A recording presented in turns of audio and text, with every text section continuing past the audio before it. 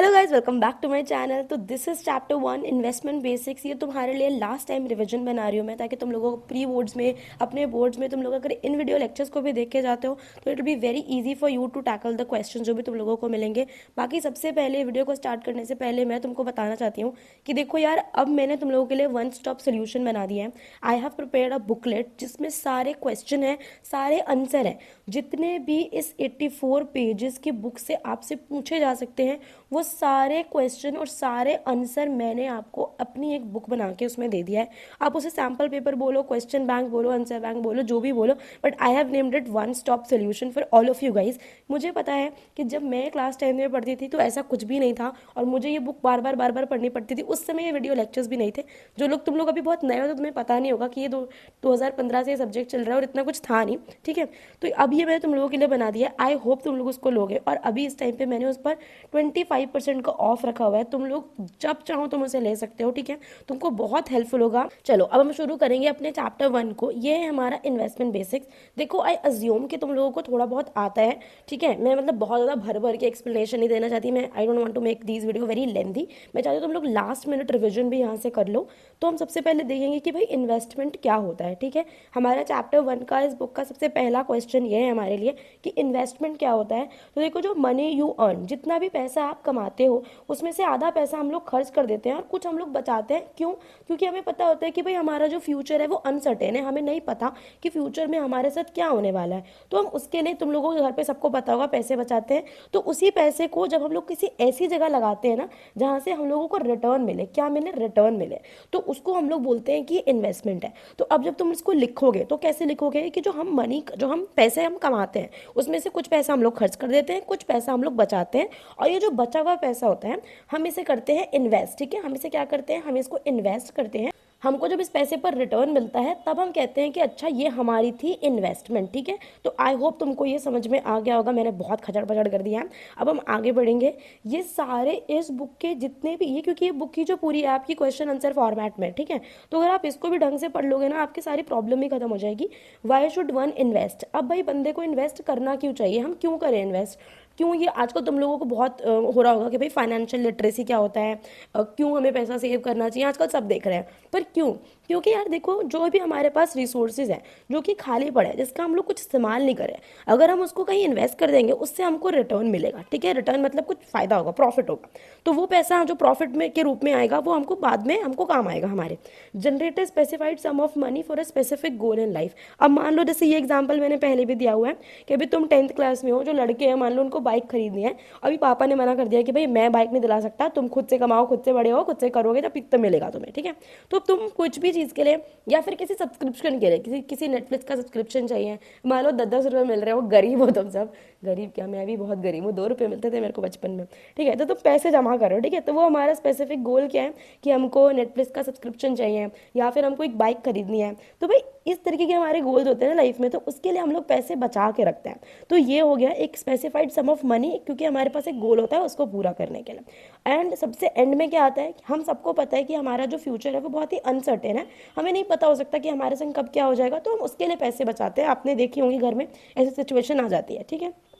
अब यहाँ पे सबसे इंपॉर्टेंट चीज़ कि हम इन्वेस्ट करें क्यों। सबसे इंपॉर्टेंट तो ये है कि हमको उस पर रिटर्न मिलता है। दूसरी चीज़ होती है कि इन्फ्लेशन। आजकल सबको पता है कि कितनी ज़्यादा महंगाई बढ़ गई है। बीच में 200 रुपये किलो टमाटर हो गए थे, ठीक है, समझ रहे हो। लौकी जैसे सब्जी से कोई भी नहीं खाना चाहता, मतलब आई तो डोंट लाइक इट।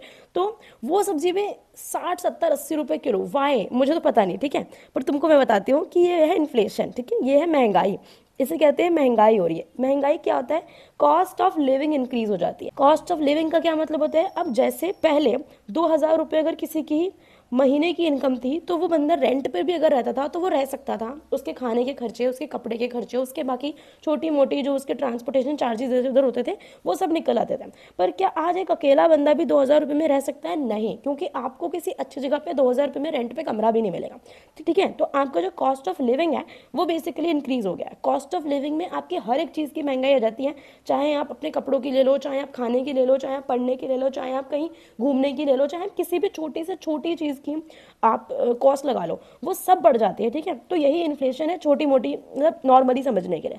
बाकी यहाँ पे तुमको, अगर तुमसे कोई पूछ ले तो तुमको क्या लिखना है, inflation is the rate at which the cost of living increase, जहाँ पे हम कॉस्ट ऑफ लिविंग इंक्रीज होती है, ठीक है। अब कॉस्ट ऑफ लिविंग क्या होती है, यहाँ पे ये बता रखा है, cost of living is simply what it cost to buy the goods and services you need to live, ठीक है ना। आपको जीने के लिए जो सर्विसेज चाहिए, जो गुड्स चाहिए, उन सबका कॉस्ट बढ़ गया है, B it education, B it anything, जो कि आपको इतने सारे एग्जांपल दिए उसमें से आप ले सकते हो। और उसकी वजह से क्या होता है, इन्फ्लेशन की वजह से जो मनी की वैल्यू होती है ना, जब तुमने इस बुक में तुम लास्ट के चैप्टर्स में जाओगे तो तुमको एक कॉन्सेप्ट पता चलेगा, टाइम वैल्यू ऑफ मनी। तो ये होता है कि अच्छा, जो चीज़ हम लोग पहले मान लो 13 रुपये में खरीद सकते थे, आज वो चीज़ 20 रुपये में आ रही है। 20 रुपये में नहीं, बल्कि जब मैं छोटी थी ना तो मैं 13 रुपये का दूध का पैकेट लेकर आती थी, आधे लीटर का, और अभी वही दूध का पैकेट आई थिंक 34 का हो गया, अगर इससे ज़्यादा या कम का हो गया तो मुझे पता नहीं, पर 34 का हो गया है, ठीक है। तो देख रहे हो कितना ज़्यादा, अगर आप इसका परसेंटेज निकालो तो कितना ज़्यादा परसेंट की अगर महंगाई बढ़ गई है, तो ये ही इन्फ्लेशन है। अब इसे लिखना कैसे है, कितना लिखना है बता दिया मैंने, ये कोई 5 नंबर का क्वेश्चन नहीं आएगा, 1-2 नंबर का आएगा, उसमें एग्जाम्पल दे देना, कुछ नहीं होता इससे, ठीक है। अब हमारे पास तीसरी जो चौथी चीज़ आ रही है, चौथे क्वेश्चन के रूप में आप इसको ले लो कि आपको इन्वेस्ट करना कब स्टार्ट करना है, इन्वेस्ट अर्ली। जब आपसे क्वेश्चन पूछेगा व्हेन टू स्टार्ट इन्वेस्टिंग, तो आपको क्या करना है, ये 3 पॉइंट लिखने हैं और इसकी हल्की हल्की सी एक्सप्लेनेशन लिख दी है, ठीक है। जैसे मान लो 3 मार्क्स का क्वेश्चन आ रहा है, तो आपको लिखना है इन्वेस्ट अर्ली, कि भाई जितना जल्दी हो सके उतना जल्दी हमको इन्वेस्ट करना चाहिए। इन्वेस्ट रेगुलरली, हमको रेगुलर इंटरवल्स पे इन्वेस्ट करना चाहिए, मंथली इन्वेस्ट करना चाहिए, ये सब लिख देना है ना, छोटा छोटा एक्सप्लेनेशन करके लिख देना। नेक्स्ट क्या आ गया, invest for long term, short term के लिए इन्वेस्ट नहीं करना चाहिए, लॉन्ग टर्म के लिए करना। यहाँ पर एक चीज लिख सकते हो कि अगर हम लॉन्ग टर्म के लिए इन्वेस्ट करेंगे तो हमको रिटर्न ज्यादा मिलेंगे, ठीक है। यहाँ पर एक एक्सप्लेनेशन लिख देना, अगर ये 3 नंबर में आए तो, अगर 2 नंबर में आए तो इतना लिख दोगे, हल्का हल्का और लिख दोगे तो आपको 2 नंबर आराम से मिल जाएंगे। उसके बाद हम आते हैं कि हमें किन किन चीज़ों का ध्यान रखना चाहिए जब हम पैसे को इन्वेस्ट कर रहे होते हैं। सबसे इंपॉर्टेंट चीज़ ये होती है कि आपको रिटर्न डॉक्यूमेंट्स लेने हैं। आप किसी से भी आप इन्वेस्टमेंट करा रहे हो, या अगर आपको रिटर्न नहीं मिल रहे, क्योंकि आजकल सब कुछ ऑनलाइन हो चुका है, तो एटलीस्ट आपको डिजिटली आपको डॉक्यूमेंट मिले कि आपने किस चीज़ पे इन्वेस्ट किया हुआ है, आपने कितने यूनिट्स खरीदे हैं, है ना। ये सब चीज़ को आपको मेल होना चाहिए, पीडीएफ होना चाहिए। अब रिटर्न डॉक्यूमेंट तो यार आजकल मतलब वैसे तो वो भी लिख कर ही मिलता है ना, तो वो लिखा हुआ होना चाहिए।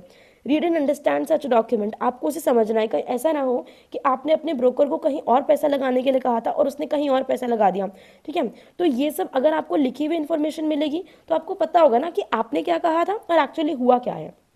तीसरा क्या है, वेरीफाई द लेजिटिमेसी। लेजिटिमेसी क्या होता है कि आपका इन्वेस्टमेंट लीगल है एटलीस्ट या नहीं, कहीं ऐसा तो नहीं कि आपने जिसे पैसा लगाने के लिए दिया था उसने कहीं भी उल्टे सीधे जगह पैसा लगा दिया और आपको लॉस हो गया। Find out the cost and benefit. अब यही चीज़ है कि आप जितना कॉस्ट लगा रहे हो, मान लो कि मैं 10 रुपये आज इन्वेस्ट करती हूँ और अगले 2 साल बाद मुझे उस पर 2 रुपये मिल जाते हैं, तो that is not a very good investment. मतलब अगर आप ऐसे कर रहे हो तो इसमें बहुत ज़्यादा आपको कोई फायदा नहीं होने वाला। पर मान लो अगर आप देख रहे अपने छोटा सा सम भी लगाया, बट आप अगर 10 रुपये लगाते हो, अगर उस पर आपको 2-3 साल बाद अगर आपको 5 रुपये मिल जाए, तो यहाँ पे हमको समझ में आ रहा है कि जो हमारा कॉस्ट है उस पर हमको बेनिफिट अच्छा खासा मिल रहा है, तो ठीक है, मैं इस जगह पर इन्वेस्ट अपने पैसे कर सकता हूँ, ठीक। अगर हम परसेंटेज में निकालें तो इतना रिटर्न मिलना मुश्किल है 2 साल में, बट अगर हम लॉन्ग टर्म के लिए पैसा लगाते हैं तो बहुत ज़्यादा फायदा होता है। Assess the risk return profile. आप देखो जो भी इन्वेस्टमेंट, अब जैसे मैं बता रही हूँ ना कि गैमलिंग वाले ऐप में उस बंदे ने इतने पैसे लगा दिए, ठीक है। अब उसने ये नहीं देखा कि इसका रिस्क रिटर्न प्रोफाइल क्या है, मैं क्या पैसा लगाते जा रहा हूँ, मुझे कुछ मिलेगा या नहीं मिलेगा। तो आपको ये देखना है कि भाई मैं किसी की सुनी सुनाई बातों में तो नहीं आ रहा है ना। Know the liquidity and safety aspect. आपको ये भी चेक करना है कि अगर मान लो अब मुझे कोई इमरजेंसी आ गई तो क्या मैं अपना पैसा निकलवा सकता हूँ। मान लो बैंक में मैंने कोई एफडी कराई है, ठीक है, मैंने कोई बैंक में एफडी कराई है और उन्होंने मेरे को क्या बोल दिया कि आप देखो 10 साल तक तो आप इस पैसे को नहीं निकाल सकते हो, 10 साल तक तो आप निकाल ही नहीं सकते। अब 10 साल is a very long period of time.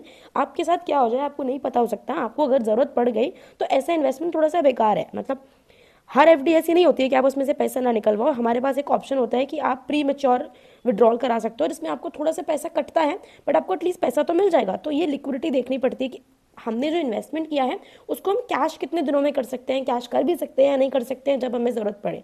क्योंकि यार देखो, कोई भी बंदा जो पैसे इन्वेस्ट कर रहा है ना, वो एक ज़रूरत के टाइम पे पैसा उसको चाहिए, इसलिए वो इन्वेस्ट कर रहा है।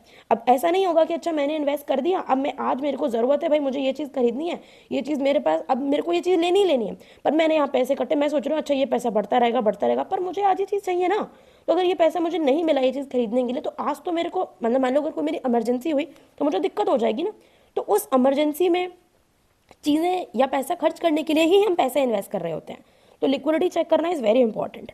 आपको ये भी देखना है कि आपके गोल के लिए वो अप्रोप्रिएट है कि नहीं। अब मान लो गोल तो है मेरा मर्सिडीज़ खरीदने का, मर्सिडीज़ का रेट भाई मुझे तो पता नहीं, मेरे ख्याल से 50 लाख के आसपास होता होगा, तो अब मेरे पास इतने पैसे तो है नहीं, तो मुझे पता कहाँ से होगा। तो मैंने ले लिया ऐसे बड़ा सा एग्जाम्पल। तो 50 लाख का मेरा गोल है और इन्वेस्ट कर रही हूँ मैं 10 रुपये, महीने के 10 रुपये। तो ये गोल मेरा इस जन्म में तो मेरे ख्याल से पूरा नहीं हो पाएगा, क्योंकि compare these detail with other investment opportunities. आपके पास जो भी इन्वेस्टमेंट अपॉर्चुनिटीज़ और भी है ना, आपको चेक करना है। मान लो मेरे से किसी ने कहा कि इस वाली इन्वेस्टमेंट पे आपको 2% रिटर्न मिलेगा, इस वाली पे आपको 3% मिलेगा, इस वाली पे आपको 4% मिलेगा। अब मेरे पास ये सब चीज़ें हैं, ठीक है, मेरे को दिख रहा है, तो मैं ऑफकोर्स मैं 4% वाला चूज़ करूंगी ना, मैं ये दोनों थोड़े चूज़ करूंगी, मुझे दिख। तो ये मैंने किया है कंपैरिजन। अब ये कैसे होगा, ये नहीं है कि अच्छा मेरा दोस्त 2% वाले में लगाया तो मैं भी 2% वाले में लगाऊंगा, नहीं भाई, ऐसा नहीं होता, ठीक है। पैसे के मामले में दोस्ती वोस्ती कुछ नहीं होती, पैसा इज पैसा, ओके। अब आ जाते हैं नाइन्थ पे। नाइन्थ वाला हमारा क्या कहता है, examine if it fits in with other investment you are considering. अब ये भी एग्जामिन करो कि भाई आपने जो कहीं और इन्वेस्टमेंट कर रखी है, क्या उसके संग फिट होता है या नहीं होता है। डील विद ओनली ऑथराइज, ये देखो one of the most important चीज़ है। अगर तुम्हें कुछ भी लिखना ना है तो तुम ये तो लिख ही देना कि आपको एक ऑथराइज इंटरमीडियरी से डील करना है। ऑथराइज इंटरमीडियरी क्या होता है, मतलब जो सेबी से रजिस्टर्ड हो। SEBI securities and exchange board of India, जो कि ऑथराइज करती है सब ब्रोकर्स को, मर्चेंट बैंकर्स को, जितने भी इन्वेस्टमेंट कराते हैं बेसिकली उन सबको। उसके बाद हमें क्या करना है, seek all clarification about the intermediary and investment. आपको जितनी भी बातें पूछनी है ना अपने इंटरमीडियरी से, आप सब कुछ पूछ लो, उसके बाद ही इन्वेस्टमेंट करो कि भाई मुझे कितने % का रिटर्न मिलेगा, मुझे कितना पैसा इन्वेस्ट करना है, मुझे किस शेयर में इन्वेस्ट करना है। तो ये थे हमारे 12 स्टेप्स टू इन्वेस्टिंग, ठीक है। इनमें से आपको 12 नहीं याद करने हैं, आप बस 5-6 याद कर लो, आपका काम हो जाएगा आराम से। सबसे पहले तो देखो ये याद कर लो कि आपको रिटर्न डॉक्यूमेंट मिले, ठीक है। फिर उन डॉक्यूमेंट को हमको समझना है, उसकी लीगैलिटी लेजिटिमेसी चेक करनी है। एक जो है ये हमारा ये सबसे इंपॉर्टेंट है, ऑथराइज इंटरमीडियरी वाला पॉइंट तो तुमको नहीं छोड़ना, रिस्क रिटर्न वाला पॉइंट तुमको नहीं छोड़ना, ठीक है। ये 5 पॉइंट भी अगर तुम याद कर लेते हो ना, तुम्हारे मजे आ जाएंगे और तुम्हें पेपर में आराम से नंबर मिल जाएंगे। हमारा गोल है सिर्फ यहाँ पे नंबर इकट्ठे करना, हमारा ये गोल नहीं है कि हम सब कुछ याद करते रहेंगे, ये हमारे पास टाइम नहीं है याद करने का, ठीक है। प्री बोर्ड्स तुम्हारे चल रहे होंगे, उसके लिए सबको ऑल द बेस्ट। अगर तुमको चाहिए तो तुम वो ले सकते हो, वन स्टॉप सोल्यूशन, तुम उसमें आराम से पढ़ो। जितने भी क्वेश्चन पूछे गए हैं, जितने पूछे जा सकते हैं, वो सारे क्वेश्चन तुम्हें उसमें तुमको मिल जाएंगे और तुम आराम से पढ़ो, कोई टेंशन नहीं है, ठीक है। कोई भी दिक्कत आती है कमेंट में पूछ लेना। यहाँ पे अब हम नेक्स्ट टॉपिक पे आएंगे, इंटरेस्ट हमारा क्या होता है।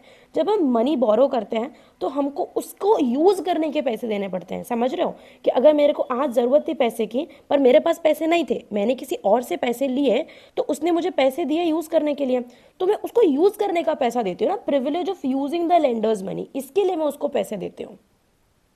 यही वाला कलर ठीक लग रहा था, इसे हम हटाएंगे, इसे हम करेंगे privilege of using the lender's money. ये सबसे इंपॉर्टेंट चीज़ है। अब इंटरेस्ट क्या होता है, is an amount charge to the borrower. सबसे इंपॉर्टेंट चीज़ कि ये बोरोवर को देना पड़ता है। बोरोवर क्या होता है, जो पैसे लेने वाला होता है, ठीक है, जो पैसे लेने वाला होता है उसको हम लोग कहते हैं बोरोवर, उसको हम लोग कहते हैं बोरोवर।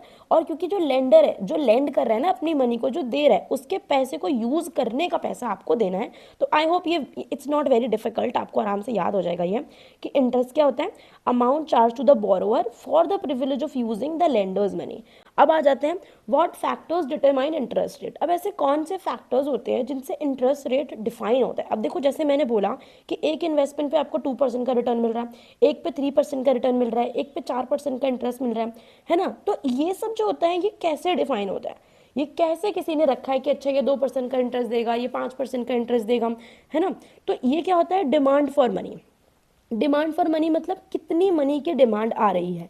जितना ज़्यादा डिमांड आती है उतना, जैसे मान लो कि अगर मैं बैंक के पास जाऊँ, मान लो बैंक के पास अगर 10 लोग आ जाएंगे पैसे मांगने के लिए, ठीक है, पैसे लेने के लिए, पैसे अगर बोरो करने के लिए बैंक के पास आ जाएंगे, और बैंक के पास है 10 रुपए, ठीक है, और यहाँ पर आ चुके हैं 10 लोग। अब बैंक को अपने पास 2 रुपए रखने हैं, तो 8 रुपए वो दे सकता है, पर 8 रुपए वो इनमें से किसको देगा, जो बैंक को सबसे ज्यादा इंटरेस्ट रेट लोन पर चुकाएगा, समझ रहे हो। तो वो बैंक उसको पैसे दे देगा। अब मान लो मेरे पास हैं कुछ पैसे, और तुम में से 5 मेरे पास मांगने आ चुके हो, मेरे पास पर इतने ही पैसे हैं कि मैं सिर्फ 2 को दे सकती हूँ, तो मैं पूछूंगी अच्छा सबसे ज्यादा रिटर्न मुझे कौन देगा, क्योंकि मैं जो तुमको पैसा दे रही हूँ मुझे भी तो उस पर रिटर्न कमाना है ना, समझ रहे हो। ये मेरा भी एक इंटरेस्ट है, तो मेरे को जो सबसे ज्यादा इंटरेस्ट रेट देगा उसको मैं अपना पैसा दूंगी। आई होप तुमको ये बात समझ आई होगी। अगर तुम्हें नहीं समझ में आए तो तुम वीडियो को दोबारा पीछे करके देखना, धीरे धीरे देखना, तुम्हें समझ आ जाएगी मेरी बात। Level of government borings, level of government borings क्या होता है कि गवर्नमेंट कितना पैसा मार्केट से बोरो कर रही है। देखो तुम्हें पता नहीं होगा शायद, बट जो गवर्नमेंट होती है ना वो भी मार्केट से पैसा बोरो करती है बॉन्ड के रूप में, ठीक है। जो बॉन्ड होता है ना, जब बॉन्ड गवर्नमेंट इशू कर रही होती है लोगों को, तो वो लोगों से पैसा लेती है और लोगों को एक प्रॉमिस करती है कि देखो इस मेच्योर जो एक मेच्योरिटी डेट आएगी ना, उस पर मैं तुमको पैसा वापस कर दूंगी विद सम इंटरेस्ट रेट, समझ रहे हो, ये चीज़ होती है। तीसरा है supply of money. Supply of money मतलब मार्केट में कितना ज़्यादा पैसा आ चुका है। अगर मार्केट के अंदर बहुत ज़्यादा पैसा आ चुका है तो उसके हिसाब से भी इंटरेस्ट रेट चेंज होता रहता है। इन्फ्लेशन रेट, इन्फ्लेशन अगर बढ़ेगा तो देखो इंटरेस्ट रेट भी बढ़ेगा। अब मान लो कि मैंने बैंक को पैसा दिया, बैंक ने मुझे कहा कि 4% इंटरेस्ट रेट दूंगी, ठीक है। तो अगर मैंने 100 रुपये लगाए हैं तो मेरे ये एक साल में 104 रुपये हो जाएंगे। बट यहीं पर अगर तुम देखो वो जो इन्फ्लेशन रेट आजकल चल रहा है वो 6 to 7% के आसपास चल रहा है। इन्फ्लेशन मतलब कितनी दर से कितनी रेट से महंगाई बढ़ रही है। तो अगर तुम ऐसे इकोनॉमी तुमने शायद पढ़ी नहीं होगी अभी, पर अगर तुम देखोगे तो तुम्हें पता चल जाएगा कि अगर एक साल में अभी ये 100 रुपये हैं, तो अगर 6-7% का इन्फ्लेशन आता है तो अगले साल मेरे को 100 रुपये की जगह 100 रुपये की जो चीज़ है वो मेरे को 107 रुपये खर्च करने पड़ेंगे। तो बैंक मुझे दे रहा है 104 रुपये, मेरे को खर्च करने पड़ेंगे 103 रुपये। तो क्या मैं ये इन्वेस्टमेंट करूंगी? नहीं, this is a very bad investment, मुझे नहीं करना, ठीक है। तो बैंक यहाँ पे क्या करेगा, इन्फ्लेशन रेट को टैकल करने के लिए बैंक भी जो अपना इंटरेस्ट रेट है वो कम से कम 7% तो रखेगा ही रखेगा। इससे ज़्यादा रख ले अच्छी बात है, इतना तो रखेगा ही रखेगा। क्योंकि अगर इंटरेस्ट रेट आपका इन्फ्लेशन रेट को मैनेज नहीं कर पा रहा तो बंदा पैसे इन्वेस्ट करेगा ही क्यों, उसको मतलब उससे तो नुकसान ही हो जाएगा ना इससे। उसके बाद रिजर्व बैंक ऑफ इंडिया और जो गवर्नमेंट पॉलिसीज होती हैं वो भी हमारे इंटरेस्ट रेट को इफेक्ट करती हैं। आई होप तुमको समझ में आ रहा होगा। मैं आजकल क्योंकि मेरा खुद का नॉलेज भी इसमें बहुत ज़्यादा डाल रही हूँ तो तुमको समझ में आ रहा होगा। वेरियस ऑप्शंस हमारे पास क्या है इन्वेस्टमेंट के लिए, ठीक है। तो एक है हमारे पास फिजिकल एसेट। अब तुमसे देखो ये इसके ना एग्जाम्पल पूछ सकते हैं कि आप दो दो एग्जाम्पल बता दो फिजिकल एसेट के और दो बता दो फाइनेंशियल एसेट के, ठीक है। तो तुमको ये अच्छे से पता होना चाहिए कि फिजिकल एसेट क्या होता है जिसको तुम छू सकते हो, देख सकते हो, जैसे कि रियल स्टेट। रियल स्टेट मतलब प्रॉपर्टी होती है उसके। उसके बाद आती है हमारी gold and jewellery, gold and jewellery. उसके बाद आती है हमारी कमोडिटी। कमोडिटी में इन्वेस्ट कर सकते हो। कमोडिटी कोई भी चीज़ होती है जैसे जीरा, जैसे दाल, जैसे गेहूं, जैसे चावल, जैसे कॉटन, ये सब गन्ना, ये सब कमोडिटी है। फाइनेंशियल एसेट्स में हमारे पास क्या होता है, एफडी होती है जो हम बैंक के साथ कराते हैं। स्मॉल सेविंग इंस्ट्रूमेंट होती है जो कि हम पोस्ट ऑफिस के साथ करा सकते हैं। प्रोविडेंट फंड होता है, पेंशन फंड होता है, ऐसे बहुत सारे शेयर्स, बॉन्ड्स, ये सब तुम्हें पता ही होगा ऑलरेडी। तो ये सब हमारे फाइनेंशियल एसेट होते हैं। ये मैंने क्वेश्चन प्रीवियस ईयर में देखा है, that's why I am telling. और ये इसको मैंने ऐड भी किया है अपने वन स्टॉप सोल्यूशन में, तो इसलिए मैं तुमको बता रही हूँ, तुमको ये याद करना है, ओके।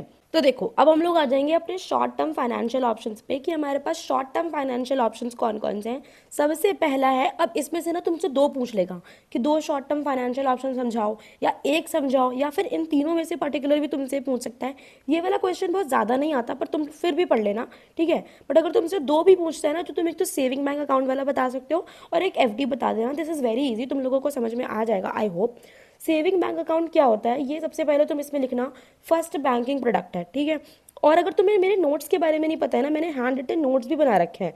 तो अगर तुमको क्वेश्चन बैंक नहीं लेना तो तुम वो हैंड रिटन नोट्स भी ले सकते हो, जिससे तुमको ना पता चल जाएगा कि अच्छा कैसा क्वेश्चन पूछेगा तो मुझको कैसा आंसर लिखना है। फर्स्ट बैंकिंग प्रोडक्ट होता है वो, फर्स्ट बैंकिंग प्रोडक्ट है, ये लिख सकते हो सबसे पहला पॉइंट। दूसरा है ऑफर्स लो इंटरेस्ट। अब यहाँ पे सबसे पहले हम बताएंगे कि ये फर्स्ट बैंकिंग प्रोडक्ट है। दूसरा क्या है कि ये लो इंटरेस्ट देता है 4 to 5% पर एनम, ठीक है। पर ये मार्जिनली बेटर है, making them only marginally better than fix deposit. ये फिक्स डिपॉजिट से उतना अच्छा है नहीं वैसे, पर यहाँ पे लिखा है जो तुम लिख देना, ये तुमको याद रखना है। दूसरे पे आते हैं money market. This colour is not good I think. Money market और लिक्विड फंड्स, इस पे आएंगे। क्या है ये, एक specialised form of mutual fund है। सबसे पहला पॉइंट जो तुमको लिखना है वो यही लिखना है कि ये specialised form of mutual fund है। Invest in extremely short term fixed income instrument. यहाँ पे ये जो एकदम short term fixed income instrument होते हैं उसमें ये फंड जो होते हैं वो इन्वेस्ट करता है।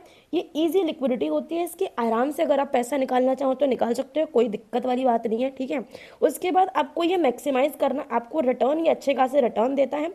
उसके बाद यहाँ पे देखो एक चीज़ यहाँ पे और इम्पॉर्टेंट लिखी हुई है, money market fund usually yield better returns than saving account, but lower than bank fix deposit. Money market जो है ना वो आपको सेविंग बैंक से तो ज़्यादा रिटर्न दे देगा, बट आपको फिक्स डिपॉजिट से ज़्यादा अच्छे रिटर्न ही आपको नहीं देगा। तो इसमें भी आपको तीन चीज़ें पता चलनी चाहिए कि ये specialised form of mutual fund है, invest in extremely short term fixed income instrument, और तीसरा कि इजी लिक्विडिटी प्रोवाइड करते हैं। उसके बाद हम लिख देंगे कि ये सेविंग बैंक अकाउंट से अच्छे रिटर्न प्रोवाइड करते हैं but not more than fix deposit. तो आई होप तुमको समझ में आ रहा होगा ये सब। अब हम आ जाते हैं fix deposit with banks, FD जो करते हैं। सबसे पहली बात हम यहाँ पे लिखेंगे कि हम इसको टर्म डिपॉजिट भी कहते हैं। मिनिमम इन्वेस्टमेंट पीरियड जो इसका हमारे पास होता है वो 30 दिनों का होता है। 30 दिन के लिए तो आपको एटलीस्ट आपको इन्वेस्टमेंट अपनी करनी ही करनी है। और ये कौन से इन्वेस्टर्स के लिए होता है? For investors with low risk appetite, ऐसे इन्वेस्टर्स जो बहुत ज़्यादा रिस्क नहीं मैनेज कर सकते तो उनको इसमें पैसा इन्वेस्ट करना चाहिए। एक जो इन्वेस्टमेंट पीरियड इसका देखा गया है वो है कि भाई 6 से 12 महीने के लिए आपको इसको इन्वेस्ट करके छोड़ देना है, फिर आपको अच्छे खासे रिटर्न मिल जाएंगे। ठीक है, तो ये चीज़ें आपको लिख देनी है। अब हम आएंगे लॉन्ग टर्म फाइनेंशियल ऑप्शन में। अब देखो लॉन्ग टर्म फाइनेंशियल ऑप्शन में आई डोंट थिंक कि आपसे पर्टिकुलरली ऐसे पूछेगा कि पोस्ट ऑफिस सेविंग के बारे में बताओ। आई डोंट थिंक सो, अगर पूछ लेते हैं तो कह नहीं सकते, बट ऐसा नहीं पूछता है कभी भी। बट आपको ऐसे पूछ सकता है कि आपको 2 लॉन्ग टर्म फाइनेंशियल ऑप्शन के बारे में बताना है। ठीक है, या फिर आपको 3 दे देगा, है ना, 3 दे दिया, पोस्ट ऑफिस दे दिया, पब्लिक प्रोविडेंट फंड दे दिया, या फिर आपको कंपनी, ये तीनों दे दिया, है ना। और पूछेगा कि इसमें से 2 कर दो, तो 2 कर देंगे आराम से कम 2 तो कर ही सकते हैं ना, तो कर देते हैं। चलो आ जाओ। Post office saving. Post office saving क्या है? सबसे पहली बात आपको लिखना है कि ये लो रिस्क सेविंग इंस्ट्रूमेंट है। मैं तुमको बता रही हूँ कि एफएमएम के आंसर ना, ये मेरा पर्सनल एक्सपीरियंस है और मेरे को 9, 10th, 11th, 12th चारों में 99 आउट ऑफ 100 मार्क्स मिले हुए हैं। अपने एक्सपीरियंस से तुमको बता रही हूँ कि तुम हमेशा एफएमएम के आंसर ना पॉइंट्स में लिखो। ठीक है, पॉइंट्स में लिखो, हल्का हल्का से एक्सप्लेन करते जाओ, तो तुमको मार्क्स हमेशा ज़्यादा मिलने की चांसेस है। और ये सब्जेक्ट ऐसा है ना कि तुम्हें बहुत ज़्यादा मेहनत करने की ज़रूरत नहीं है, पर तुमको रिटर्न अच्छे दे देगा। तो लो रिस्क सेविंग इंस्ट्रूमेंट है ये। ओके, किसी भी आप इसे पोस्ट ऑफिस से ले सकते हो, कोई दिक्कत वाली बात नहीं है। 8% पर एनम का आपको इंटरेस्ट मिलेगा, मतलब साल में आपको 8% का मिलेगा, बट जो कि पेड होता है मंथली पे किया जाता है। मिनिमम अमाउंट इसका कितना है? 1000। और एडिशनल जो आप पैसे इसमें इन्वेस्ट करोगे वो मल्टीपल होना चाहिए 1000 का, लाइक 2000, 3000। ऐसा नहीं हो सकता कि आपने जमा करा दिए 313 रुपये। तुम्हें समझ में आता है? 313 रुपये, 313 कहते हैं उसको। ठीक है, तो ऐसा नहीं होता। ठीक है, 1000 का मल्टीपल जमा करना है। मैक्सिमम अमाउंट क्या बता रखा है? 3 लाख। अगर सिंगल अकाउंट है, पोस्ट ऑफिस सेविंग अकाउंट अगर सिंगल है तो 3 लाख, और अगर जॉइंट है किसी और के साथ तो 6 लाख। एक साल में आप इतना पैसा जमा करा सकते हो। मैच्योरिटी पीरियड इसका 6 साल का है। मेच्योरिटी पीरियड कितने का है? 6 साल का है। और आपको बोनस मिलता है 10% का अगर आप मेच्योरिटी पे पैसा निकालते हो।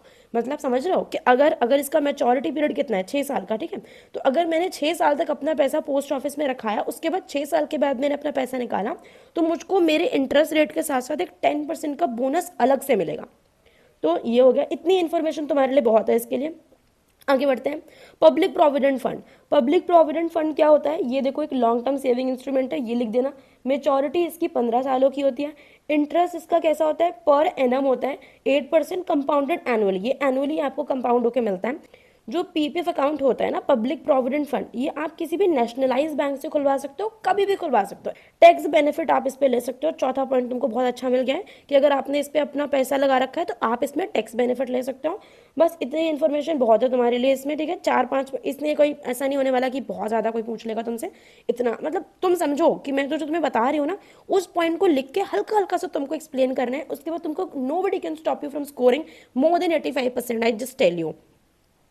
उसके बाद company fix deposit. Company fix deposit क्या है? ये short term to medium term है ना, 6 मंथ से लेके 3 to 5 ईयर्स आप ले सकते हो। बोरिंग बाय कंपनी, ये जो कंपनी बोरो कर रही होती है, ये जो अमाउंट है ना, ये जो अमाउंट है ये बैंक में नहीं जा रहा।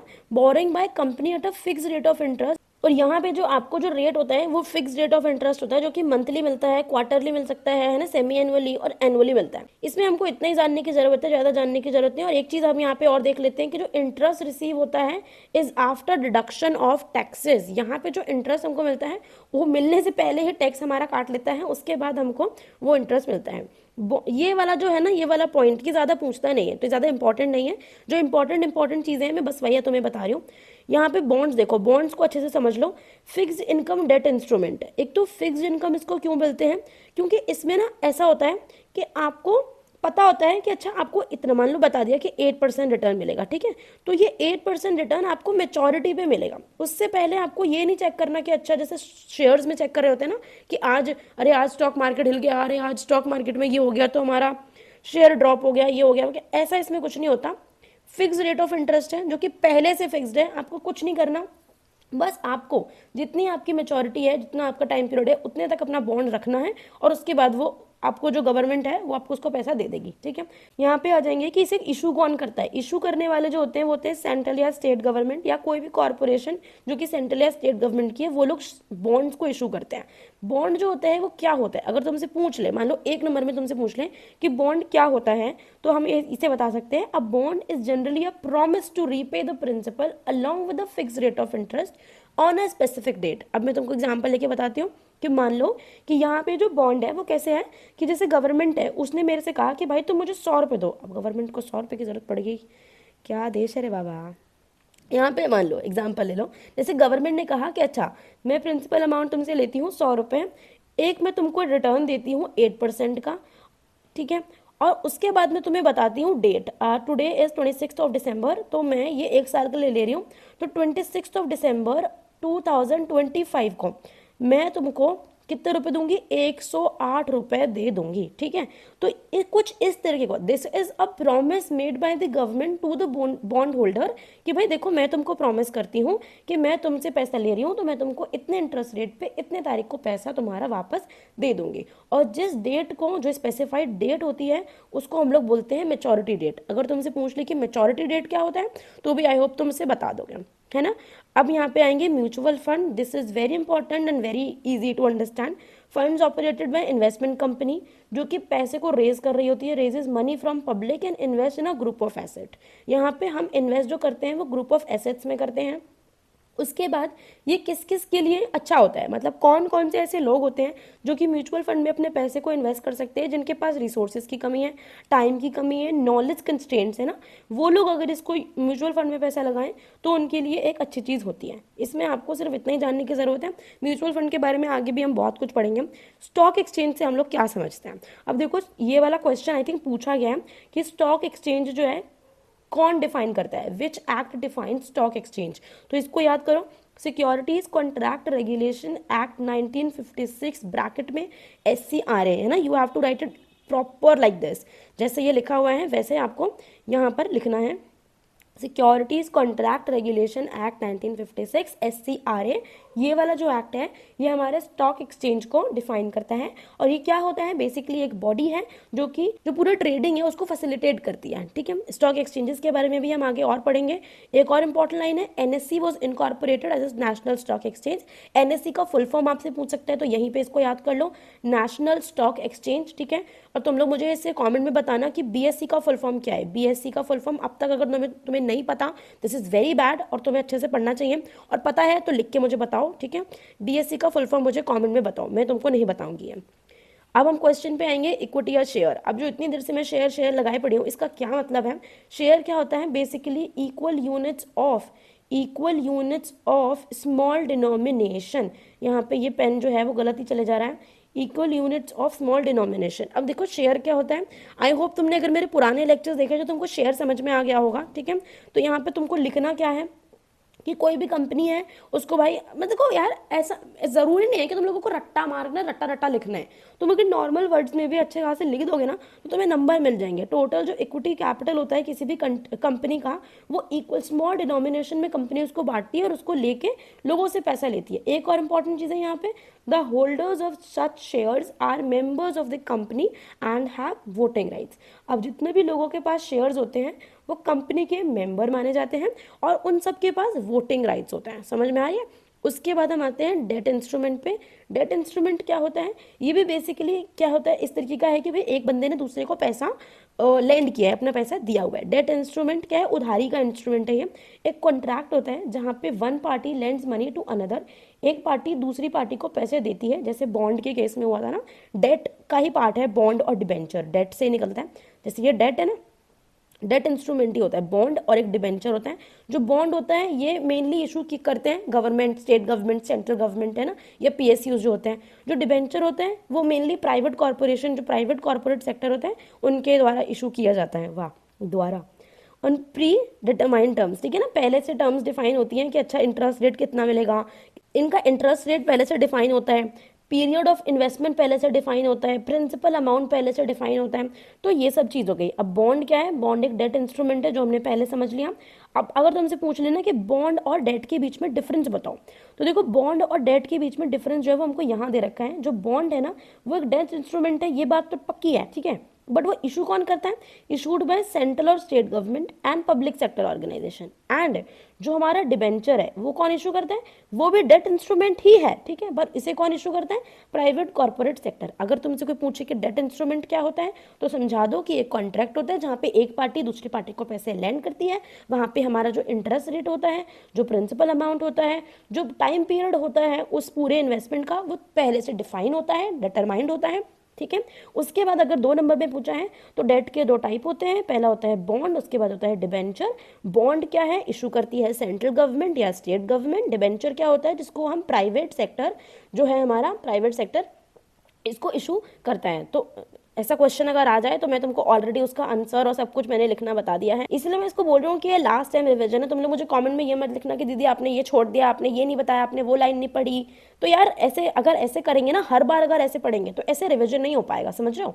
तो अब मैं तुमको वो बता रही हूँ जो तुम्हारे क्वेश्चन पेपर में आएगा, और तुमको एकदम उसको डायरेक्ट हिट करके एकदम नंबर लाना है, लिखना है, और तुम्हें नंबर लाना है। और मुझे बच्चे अपने कमेंट में नंबर बताना, कोई कोई बच्चे मेरा वीडियो देख के जाते हैं, उसके बाद मुझे जब नंबर बताते हैं तो मुझे इतना अच्छा लगता है, मतलब मुझे ऐसा लगता है कि यार मैंने कुछ तो अच्छा कर दिया लाइफ में, मैं किसी की तो हेल्प कर पा रही हूँ एटलीस्ट।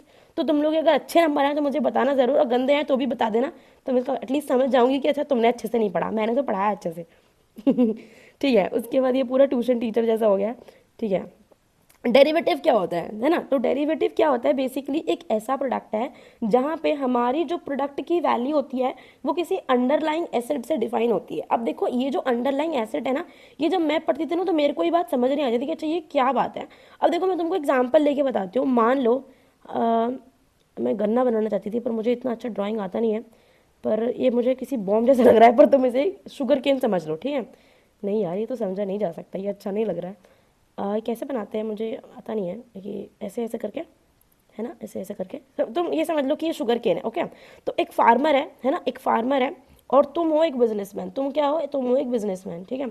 तुमने क्या कहा फार्मर से कि देखो मुझे ना चीनी चाहिए होगी, मुझे ना गन्ना चाहिए होगा चीनी बनाने के लिए। तो हम लोग ना पहले से एक डील कर लेते हैं, तुमको ऑलरेडी पता है कि मे बी प्राइसेस बढ़ जाए, मे बी फसल खराब हो जाए, या मे बी मुझे ना मिल पाए, तो मैं एक काम करता हूँ पहले से डील कर लेता हूँ, है ना।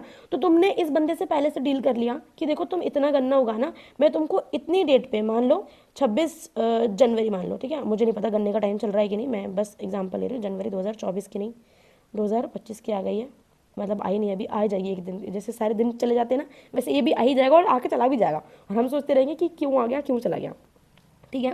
ये डेट मैंने बता दी। उसके बाद मैं उसको पैसे बता दूंगी कि देखो मैं, मान लो 100 रुपये कुंटल, वैसे 100 रुपये कुंटल होता नहीं है, 2100 रुपये कुंटल मान लो, मुझे इसका रेट नहीं पता, मैं बस ऐसे ही बता रही हूँ, ठीक है।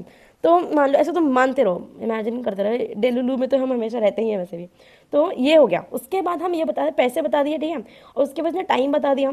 उसके बाद क्या होगा, अब इस बंदे के बीच में और इस बंदे के बीच में डील हो चुकी है कि अच्छा हम दोनों ऐसा करेंगे।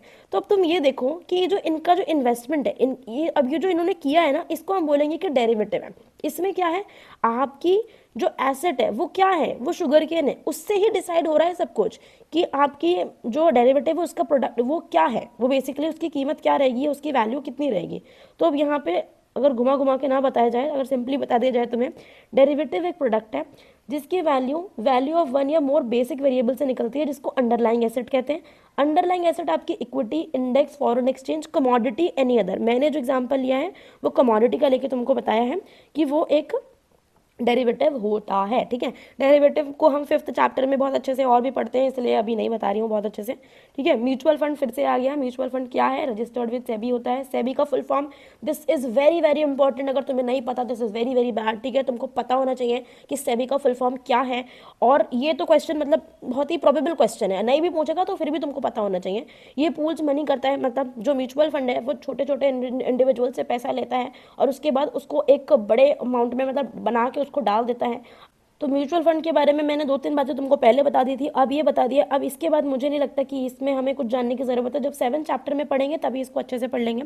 उसके बाद हम आते हैं इंडेक्स पे। इंडेक्स का क्वेश्चन 1-2 मार्क्स में आ जाता है, तुम्हें पता होना चाहिए कि इंडेक्स क्या होता है। उसके बाद सबसे important, most important thing is you should know कि एनएससी का इंडेक्स क्या होता है, बीएससी का इंडेक्स क्या होता है। अगर तुम लोगों को ये नहीं पता तो फिर से मैं वही बोलूँगी कि बहुत ही बुरी बात है, तुम लोगों ने कैसे पढ़ाई की है तुम्हें नहीं पता। वैसे मुझे लगता है तुम सबको पता होगा, मैंने पिछले वीडियोस में भी जो पूछा है, मैं वीडियोस नहीं बनाती पर मैं कमेंट देखती भी हूँ। जो मुझे कमेंट करता है उसको पता होगा कि मैं उसके कमेंट को लव भी करती हूँ, और अगर कुछ पूछता है तो रिप्लाई भी कर देती हूँ, ठीक है। तो तुम्हें पता होना चाहिए, नहीं पता तो बहुत बुरी बात है। और तुम इसे कमेंट में लिख के बताना मुझे कि एनएससी और बीएससी के इंडेक्स क्या है, ये तुम्हें पता होना चाहिए। देखो ऐसे क्वेश्चन होते हैं ना जो हमें पता ही होने चाहिए, उसको हमें गलत नहीं करना है क्वेश्चन पेपर में। इंडेक्स क्या है अब हम पढ़ेंगे। इंडेक्स क्या होता है? एक स्पेसिफाइड पोर्टफोलियो है शेयर प्राइसेस का, जो कि ऊपर जा रहे हैं नीचे जा रहे हैं। बेसिकली बास्केट ऑफ सिक्योरिटीज है जहाँ पे एवरेज प्राइस मूवमेंट आपको दिखता रहता है। अगर तुम्हें जेन्युइनली नहीं पता कि इंडेक्स क्या होता है ना, तो जाके ना आज चेक करना गूगल पे, कहीं और मत चेक करना। तुम अगर गूगल पर ही चेक करोगे तो तुम्हें पता चल जाएगा कि एनएससी का जो इंडेक्स है उसका वैल्यू बता दो, ठीक है। मैं तुमको मैं चाहती तो नाम भी ले सकती थी पर मैं नहीं ले रही हूँ। बीएससी का इंडेक्स है, उसका क्या रेट चल रहा है, उसका क्या वैल्यू चल रही है, अभी मुझे वो बता दो। तो तुम देखोगे ना, अगर अभी अभी ये स्टॉक मार्केट, अगर तुम आज ये वीडियो रात वक्त में देखते हो तो मंडे को, अभी तो फ्राइडे है ना तो कल तो बंद हो जाएगा मार्केट, तो मंडे को तुम देखना। मंडे को अगर तुम 10 बजे के 9:15 पे वैसे खुल जाता है, पर अगर तुम 10 बजे के आसपास देखोगे ना तो तुमको दिखेगा कि ये जो प्राइसेस है ना ये चेंज होते रहते हैं, ये चेंज होते रहते हैं। तो तुमको पता चलेगा कि एवरेज प्राइस मूवमेंट कितना हो रहा है, प्राइस मूवमेंट होता है इसमें, वो हमको यहाँ पर दिख रहा होता है। ओके, तो let me erase this and you should know the index, and of course तुम्हें लिखना भी है वो कमेंट में। अब हम यहाँ पर आ जाएंगे। अब यहाँ पे इसको मैं एक और अच्छे से समझा देती हूँ कि एक बास्केट ऑफ सिक्योरिटीज़ है, यहाँ पे हमको एवरेज प्राइस मूवमेंट दिखता है। और अगर ये क्या होता है, ये ऊपर जाता है नीचे जाता है, यही है बस, बाकी इसको तुम्हें खुद ही लिखना है। बस तुम इतना समझ लो कि बास्केट ऑफ सिक्योरिटीज़ है, ठीक है, बास्केट ऑफ सिक्योरिटीज़ है जहाँ पे तुमको एवरेज प्राइस मूवमेंट जो है वो सिक्योरिटीज़ का दिख रहा होता है, ठीक है। इसको अब तुम्हें खुद ही लिखना है अपने शब्दों में। मैं यहाँ पे नहीं बोलूँगी कि तुम रट्टा मारो, ना मैं रट्टा मारने जैसा बता रही हूँ, क्योंकि आई डोंट नो कि तुम रट्टा मार सकते हो कि नहीं। कुछ लोग होते हैं रट्टा मार लेते हैं, कुछ लोग नहीं मार पाते हैं।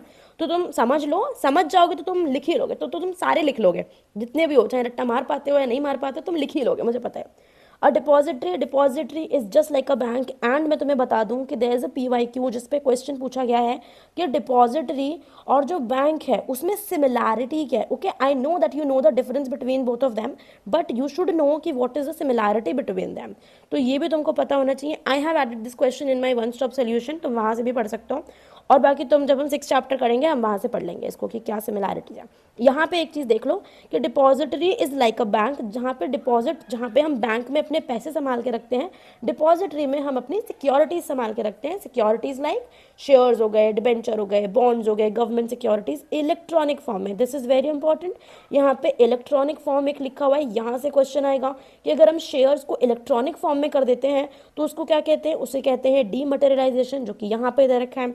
अगर अब देखो मैं तुमसे बहुत सारे क्वेश्चन पूछने वाली हूँ, मुझे पता है कि तुम लोगों ने ऑलरेडी पढ़ रखा है। अगर तुम्हें नहीं पता इट्स ओके, जब हम लोग 6 चैप्टर रिवाइज करेंगे हम लोग बहुत अच्छे से करेंगे इसको, ठीक है। अब तुमको मुझे ये बताना है कि रीमटेरियलाइजेशन क्या होता है, ठीक है। रीमटेरियलाइजेशन क्या होता है, you should write this answer in comments, ठीक है। मुझे भी पता चले ना कि तुम लोगों को क्या आ रहा है।